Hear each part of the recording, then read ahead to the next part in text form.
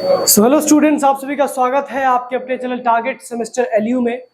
हमारे ख्याल और उम्मीद से आप सभी लोग बेहतर होंगे और अपने जीवन में काफ़ी बेहतर कर रहे होंगे। स्टूडेंट्स, जैसा कि आप सभी को पता होगा कि आपका सेमेस्टर एग्जाम धीरे धीरे करीब आ रहा है।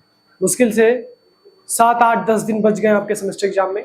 और सेमेस्टर एग्जाम की तैयारी किस प्रकार से करें ताकि हमारा एग्जाम बेहतर हो और हम एग्जाम में मैक्सिमम मार्क्स को सिक्योर कर पाएँ। तो उसके लिए अब तो आपके पास समय नहीं है कि आप सिलेबस को गो थ्रू करें, लेकिन यदि अभी भी आपके लिए पॉसिबल है तो आप डेफिनेटली गो थ्रू करिए। लेकिन यदि पॉसिबल नहीं है तो आप टारगेट सेमेस्टर एलयू चैनल को सब्सक्राइब कर लीजिए और यहाँ पे जितने भी एमसीक्यूज के वीडियोस आते हैं उन सारे एमसीक्यूज के वीडियोस को खत्म कर दीजिए and that's sufficient for you. ठीक है, इससे ज्यादा आपको कुछ नहीं करना है। चलिए, तो हमने ऑलरेडी 3-4 वीडियोस बना रखे हैं आपके लिए। 3-4 वीडियोस में हमने ऑलरेडी डिस्कस कर रखा है इश्यू ऑफ शेयर्स के बारे में, इश्यू ऑफ डिबेंचर्स के बारे में, और अभी हमारा चल रहा है रिडेम्पशन ऑफ डिबेंचर टॉपिक। इससे रिलेटेड एमसीक्यूज जो है उसको हम अभी सॉल्व कर रहे हैं।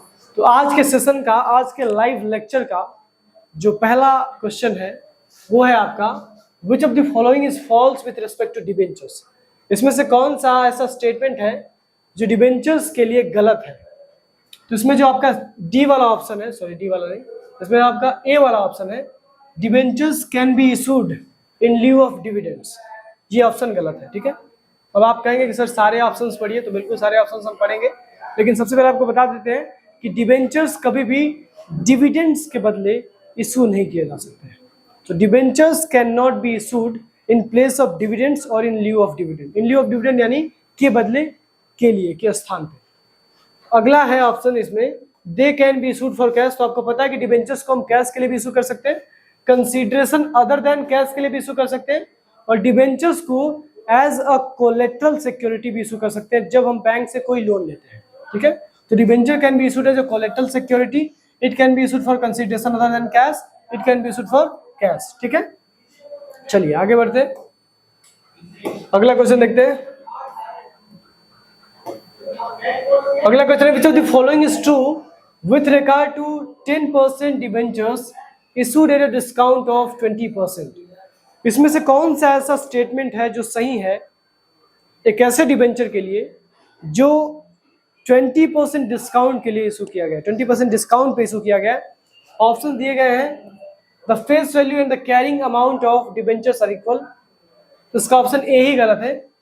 अगर आप डिबेंचर्स को, कोई भी डिबेंचर है, यदि आप उसको 20% डिस्काउंट पे इशू कर रहे हैं, तो फॉर एग्जाम्पल 100 रुपये का आपका डिबेंचर है, आप उसको 80 रुपये में इशू कर रहे हैं, तो उसका कैरिंग वैल्यू और उसका जो फेस वैल्यू है वो बराबर नहीं हो सकता है। उसका फेस वैल्यू तो ज़्यादा होगा और उसका जो कैरिंग वैल्यू होगा वो फेस वैल्यू से कम होगा। जैसे डिबेंचर मान लीजिए 100 रुपये का है, तो अगर वो डिबेंचर 20% डिस्काउंट पे इशू किया जा रहा है तो 20% माइनस हो जाएगा और 80 रुपये उसकी कैरिंग वैल्यू होगी। तो पहला ऑप्शन इसमें गलत मिल जाएगा, पहला ऑप्शन इसका सही हो जाएगा। ठीक है, आगे देखते हैं। The carrying amount of debentures get reduced each year at a rate of 20%, यानी जो कैरिंग अमाउंट है डिबेंचर्स का वो 20% कम होगा। अगला है, issue price and the carrying amount of debentures are equal.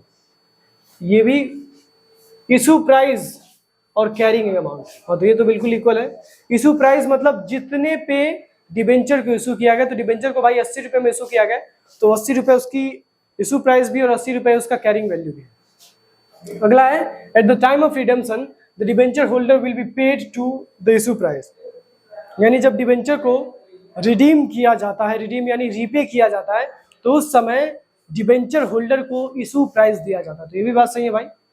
बाकी जो आपका पहला स्टेटमेंट है, पहला जो ऑप्शन है, the face value and carrying amount of debentures are equal, this is a wrong option, क्योंकि डिबेंचर का जो फेस वैल्यू होता है उसके कैरिंग अमाउंट के बराबर कभी भी नहीं हो सकता है। ठीक है, चलिए आगे डिस्कस करते हैं। अगला क्वेश्चन है, which of the following statement is false. The issue price and redemption value of debentures can not differ. Debentures is a form of public borrowing, it is a customary to prefix debentures with agreed rate of interest, या फिर debenture interest is a charge against profit. तो यदि हम बात करें पहले option की, the issue price and redemption value of debentures can not differ, तो ये गलत है भाई। ऐसा हो सकता है, डिबेंचर्स को आप इशू कर सकते हैं प्रीमियम पे, पार पे या डिस्काउंट पे, और उनको रिडीम भी आप प्रीमियम पार डिस्काउंट पे कर सकते हैं। यानी ऐसा डेफिनेटली पॉसिबल है कि आपके डिबेंचर्स किसी और प्राइस पे इशू किए जाएं और उन डिबेंचर्स को रिडीम किसी और प्राइस पे किया जाए। हो सकता है कि जिस प्राइस पे आपने इशू किया था उससे कम प्राइस पे आप रिडीम कर रहे हैं, लेकिन कंपनीज एक्ट 2013 इस बात की परमिशन नहीं देता है। कंपनीज एक्ट कहता है कि यदि आपने डिबेंचर को डिस्काउंट पे इशू किया है तब उसको आप पार पे रिडीम कर सकते हैं।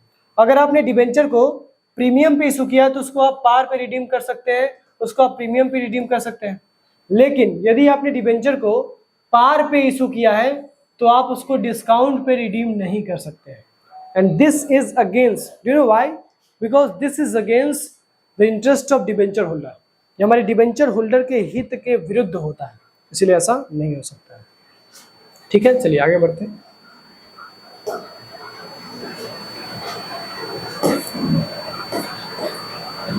अगला क्वेश्चन है, as per the Companies Act interest accrued and due on debentures should be shown under, यानी कंपनीज एक्ट के अनुसार जो इंटरेस्ट डिबेंचर के लिए अक्रूड होता है और जो इंटरेस्ट डिबेंचर के लिए ड्यू होता है उसको हम कहाँ दिखाते हैं?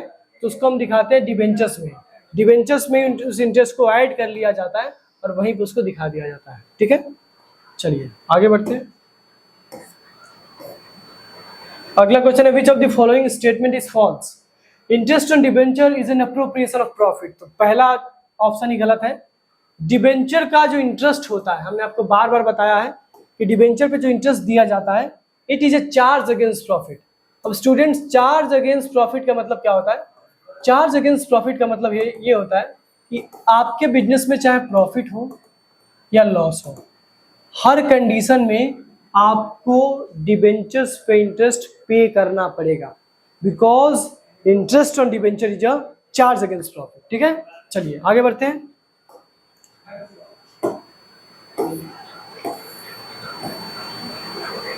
अगला discount on issue of debenture is a, तो हमने आपको ऑलरेडी बताया कि discount on issue of debenture जो होता है वो हमारे कंपनी के लिए, हमारी ऑर्गेनाइजेशन के लिए कैपिटल लॉस होता है और उसको हमको राइट ऑफ करना होता है over the tenure of debentures. यानी वो डिबेंचर्स जितने टाइम पीरियड के लिए इशू किए गए उस ओवर पीरियड ऑफ टाइम हमको उन डिबेंचर्स को रिडीम करना होता है, उन डिबेंचर्स को राइट ऑफ करना होता है, रिडीम नहीं राइट ऑफ करना होता है। ठीक है, तो इसका ऑप्शन ए सही हो जाएगा। Discount on issue of debenture is a capital loss and it is to be written off over the tenure of the debentures. अगला क्वेश्चन है, debentures are shown in the balance sheet of a company under the head of. तो हमने आपको already बता रखा है कि debentures हमारे बिजनेस के लिए, हमारी ऑर्गेनाइजेशन, हमारी कंपनी के लिए एक नॉन करेंट लाइबिलिटी होती है, इसलिए हम डिबेंचर्स को हमेशा नॉन करेंट लाइबिलिटी के हेड में दिखाते हैं। तो इसका ऑप्शन हो जाएगा A, that is non current liabilities. Debentures हमारे बिजनेस के बैलेंस शीट में नॉन करेंट लाइबिलिटी हेड के अंदर दिखाए जाते हैं। अगला, when debentures are issued at discount, the discount should be written off। यदि डिबेंचर्स को हम डिस्काउंट पे इशू कर रहे हैं तो डिस्काउंट को कैसे राइट ऑफ करेंगे? तो डिस्काउंट को हम राइट ऑफ करेंगे over the life of debenture, यानी जब तक डिबेंचर्स रिडीम नहीं हो जाते हैं तब तक उस डिस्काउंट और इशू ऑफ डिबेंचर को हम राइट ऑफ करते रहेंगे धीरे धीरे। ठीक है, तो इसका ऑप्शन हो जाएगा A, that is during the life of debentures. अगला क्वेश्चन है, debenture holders are dash for the company. तो डिबेंचर होल्डर्स हमने आपको बताया ऑलरेडी, डिबेंचर होल्डर्स हमारी कंपनी के क्रेडिटर्स होते हैं, तो debenture holders are the creditors of the company. इसका ऑप्शन ए सही हो जाएगा। अगला क्वेश्चन है, debenture interest is paid at a predetermined rate. तो देखिए, डिबेंचर इंटरेस्ट जो होता है हमने आपको ऑलरेडी बता रखा है कि जब भी डिबेंचर आप इशू करेंगे तो डिबेंचर के नाम के पहले आप एक रेट लिखते हैं, 7%, 5%, 10%, 15%, और वो जो आप परसेंट लिखते हैं this is interest on debenture. ठीक है, तो इंटरेस्ट ऑन डिबेंचर जो होता है वो प्री डिटरमाइंड रेट पे होता है। तो इसका ऑप्शन क्या हो जाएगा? इसका ऑप्शन हो जाएगा A, that is debenture interest is paid at a predetermined rate, यानी पहले से ही हम रेट डिसाइड कर लेते हैं कि हम डिबेंचर्स पे कौन सा इंटरेस्ट, किस रेट का इंटरेस्ट देंगे। अगला है, at the time of issue of debentures debenture account is, यानी जब डिबेंचर को इशू किया जाता है तो डिबेंचर अकाउंट क्या होता है?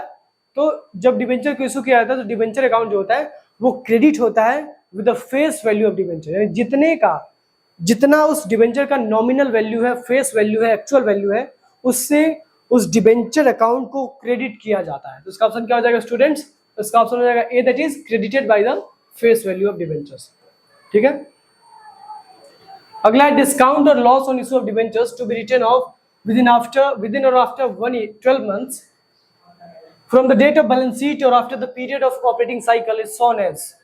यानी यदि हम डिस्काउंट और loss of issue of debenture की बात करें, जो 12 महीने के अंदर या फिर 12 महीने में हम उसको उसको हम राइट ऑफ करने वाले हैं, तो उन डिबेंचर्स को हम बैलेंस शीट में कैसे दिखाते हैं? तो उन डिबेंचर्स को हम बैलेंस शीट में other non current assets head में दिखाते हैं। क्या दिखाते हैं students? Other non current assets में। तो इसका ऑप्शन क्या हो जाएगा? A, that is other non current asset. ध्यान से सब क्वेश्चन को समझिएगा। यदि आप डिबेंचर्स को डिस्काउंट पे इशू करते हैं या फिर डिबेंचर्स को इशू करने पे आपको लॉस हो गया है, तो उस केस में जो आपको लॉस हुआ है डिबेंचर को इशू करने पे, वो यदि आप 12 महीने के अंदर राइट ऑफ करना चाहते हैं, राइट ऑफ करने वाले हैं, तो उसको आप बैलेंस शीट में अदर नॉन करेंट एसेट्स के पास दिखाएंगे। कहाँ दिखाएंगे students? Other non current assets के पास दिखाएंगे। ठीक है, इसका ऑप्शन क्या हो जाएगा?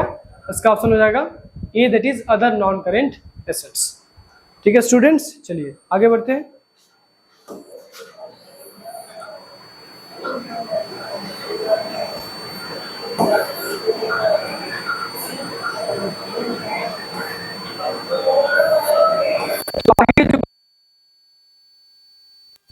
टाइम ज़्यादा नहीं रख रहे हैं क्योंकि आपको सहूलियत हो, अभी आप स्टार्ट किए हैं पढ़ाई करना, तो धीरे धीरे आपका जो टाइम होगा वो बढ़ता जाएगा। ठीक है, तो वीडियोस का भी टाइम होगा जो वो आपका धीरे धीरे बढ़ता जाएगा। आपके लिए एक इंपॉर्टेंट इन्फॉर्मेशन है कि स्टूडेंट्स, जो वीडियो आप देख रहे हैं उस वीडियो के डिस्क्रिप्शन में आपको एक लिंक मिलेगा, वहाँ पे आपको टारगेट सेमेस्टर एलयू का लिंक मिलेगा। उस चैनल को सब्सक्राइब कर लीजिए क्योंकि ये वीडियोस सारे चैनल्स पे अपलोड हो रहे हैं, ताकि जो भी बच्चे हमारे लखनऊ यूनिवर्सिटी के हैं उन तक हम आसानी से पहुँच जाएँ और उनकी हम मदद बेहतर तरीके से कर पाएँ।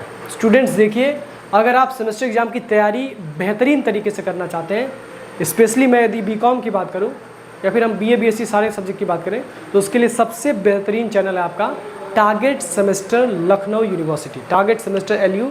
इससे बेहतरीन कोई प्लेटफॉर्म नहीं हो सकता है। यहाँ पे आपको जो भी वीडियोस मिलेंगे, एमसीक्यूज मिलेंगे, काम के मिलेंगे जो आपके एग्जाम में पूछे जाते हैं। ठीक है, चलिए स्टूडेंट्स, तो मिलते हैं अगले वीडियो में। यदि आपको वीडियो अच्छी लगती है तो वीडियो को लाइक कर दीजिए और चैनल को सब्सक्राइब कर लीजिए, ताकि आपको नोटिफिकेशंस मिलते रहें समय समय पे, आपकी मदद समय समय पे होते रहे। दैट्स ऑल स्टूडेंट्स, मिलते हैं नेक्स्ट वीडियो में। तब तक पढ़ते रहिए पूरी शिद्दत के साथ।